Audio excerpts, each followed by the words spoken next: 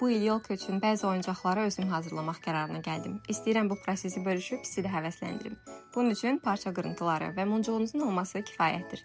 Əvvəlcə parçalardan istədiyim formada kəsimlər etdim. Bu zaman hazır qəlblərdən də istifadə etmək olar. Daha sonra isə kəsdiyim hər cüt parçanı bir-birinə birləşdirdim. Tikərkən naxış kimi görünməsi üçün bəzilərində fərqli rəngli saplar seçdim. Prosesin hər bir hissəsi sizin o an üçün istəyinizdən, rəng seçimlərinizdən asılıdır. Ona görə bu məşğuliyyəti də art terapiya adlandırmaq olar. İçini sindifon və ya parça qırıqları ilə doldurub tikdiyim fiqurlara sonradan muncuqlar əlavə etdim. Muncuqlarla hər bir fiqur daha gözəl görüntü əldə etdi. Ağacı hələ qurmadığımız üçün hələlik fiqurlardan üçünü oğlumun oyuncağına taxdım.